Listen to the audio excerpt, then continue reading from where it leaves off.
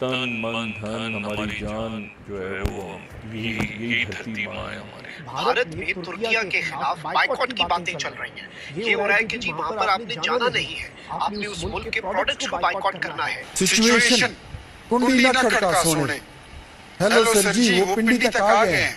और अब एक बड़ा इम्पैक्ट आ रहा है टर्की और अज़रबैजान पर। इसकी वजह यह है कि इंडियंस बॉयकॉट कर रहे हैं टर्की एंड अज़रबैजान का। पाकिस्तान की मदद करने के लिए उनके मुंह पर ऐसा तमाचा मारा है कि उनकी हालत भीख मांगने वाली हो गई है। और इस समय पूरे भारत में बॉयकॉट तुर्की ट्रेंड चल रहा है।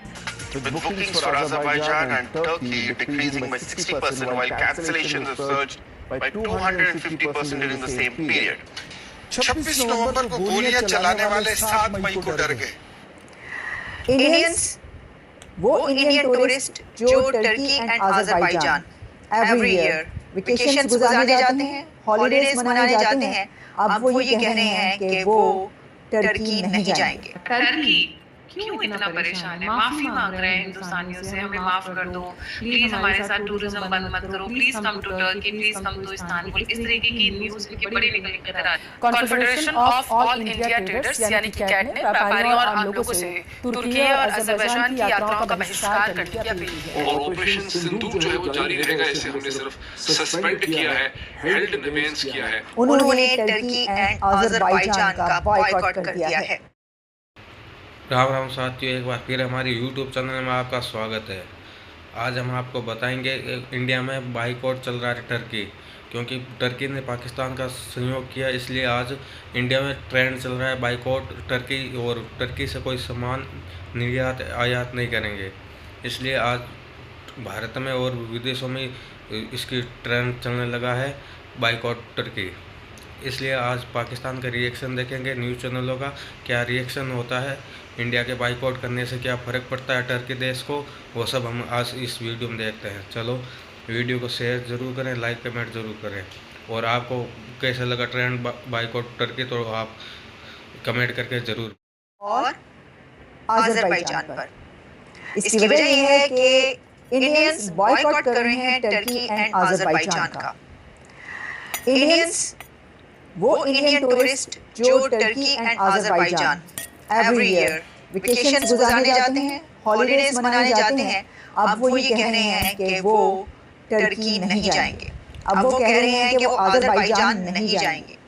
यानी अब इंडिया के वो लोग जो टर्की और अज़रबैजान छुट्टियां मनाने जाया करते थे, उन्होंने टर्की एंड अज़रबैजान का बॉयकॉट कर दिया है। और इसकी सबसे बड़ी रीजन ये है कि टर्की और अज़रबैजान ने पाकिस्तान का साथ दिया है इस वॉर के अंदर। 3 कंट्रीज थे जो कि पाकिस्तान के साथ खड़े नजर आए। पाकिस्तान की तरफ से प्राइम मिनिस्टर की तरफ से जो बात कही जा रही थी वो तो 2 कंट्रीज का नाम ले रहे थे, जैसे कि आपको पता है। उन्होंने कहा चाइना और टर्की, लेकिन उसके बाद ये देखा गया कि तुर्किया और अज़रबैजान और चाइना पाकिस्तान के साथ खड़े नजर आए। अब इंडियंस का एक स्टैंड ये है कि जब तुर्की में ज़ल्ज़ला आया तो टर्की के अर्थक्वेक में इंडियंस ने बहुत ज़्यादा एड भेजी टर्की में। यानी इंडियंस ने टर्की की बहुत मदद की थी जब अर्थक्वेक आया था। और सबने बात की, वैसे तो देखें भारत की तरफ से एड पूरी दुनिया में बहुत ज़्यादा जाती है, और उसको तो कहा जाता है ना कि इंडिया दुनिया की फार्मेसी है।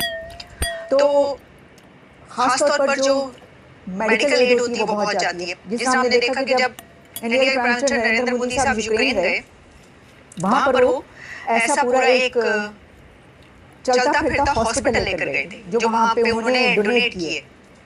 पूरा उनको वो सिस्टम बना के दिया गया था और वो वहाँ पर डोनेट किया। तो ये तो है कि एड तो बहुत जाती है इंडिया से दूसरे कंट्रीज को, लेकिन अब टर्की क्योंकि एक इस्लामिक कंट्री है और उसका वैसे तो स्टैंड देखें तो हमेशा से पाकिस्तान के साथ ही स्टैंड है ना, लेकिन वो ट्रेड भी चाहता है भारत से।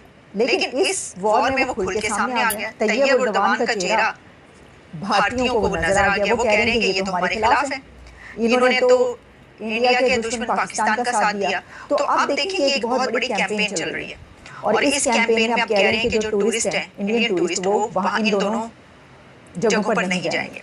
अब आप कहेंगे कि भाई कितना टूरिज्म होगा, तो मैं आपको बता दूं कि आज़रबाईजान की जब हम बात करते हैं तो इंडिया का 2.5 लाख बंदा हर साल छुट्टियां मनाने आज़रबाईजान जाता है। अब भारत दुनिया की सबसे बड़ी पॉपुलेशन, 1.5 अरब की पॉपुलेशन है भारत की। वहां से तो पूरी दुनिया में लोग जाते हैं छुट्टियां मनाने, पैसा भी उनके पास बहुत है और वो काम भी दबा के करते हैं बहुत सख्त, और फिर उसके बाद वो पार्टी भी हार्ड करते हैं। मतलब वैसे तो यहाँ पर भी यही है एक रूटीन और एक कामयाबी का राज कि आप वर्क हार्ड भी करें और पार्टी हार्ड भी करें। 5 डेज आप बहुत हार्ड वर्क करें और उसके बाद आप 2 दिन आपके पास छुट्टी है, आप घूमने फिरने जाएं, आप पार्टियां करें, अपने फैमिली के साथ, दोस्तों के साथ गुजारें। यही है दुनिया का चलन। लेकिन टर्की 3.5 लाख इंडियंस जाते थे। मैं इसलिए कह रही हूँ कि अब नहीं जाएंगे। 2024 में यानी पिछले साल 3.5 लाख भारतीय टर्की में छुट्टियां मनाने के लिए गए। क्यों इतना परेशान है? माफी मांग रहे हैं हिंदुस्तानियों से, हमें माफ कर दो, प्लीज हमारे साथ टूरिज्म बंद मत करो, please come to Turkey, please come to Istanbul. इस तरीके की न्यूज़ की बड़ी निकल कर आ रही है और मैं ऑफिशियल लेटर जो इन्होंने इशू किया हुआ है वो भी दिखाती हूँ। कहते हैं विनाशकाले विपरीत बुद्धि, बट टर्की का और भारत का एक इतिहास रहा है और कहते हैं ना, a person who doesn't learn from history is bound to repeat it। तो इसलिए इससे आगे बढ़ने से पहले कि ये न्यूक्स आए, तो न्यूक्स का क्या मैटर है, मतलब न्यूक्लियर वेपन्स का क्या मैटर है और क्यों ये बीच में सारी डील गड़बड़ हो गई और कहाँ तक ये हिसाब जाने वाला है, क्योंकि जयशंकर जी तो छोड़ने वालों में नहीं है। डोवाल जी तो ऑलरेडी लग चुके हैं इनकी मट्टी बली करने में। अभिषेक, ये भारत और टर्की के बीच में रिलेशंस कैसे रहे हैं? Will start with that.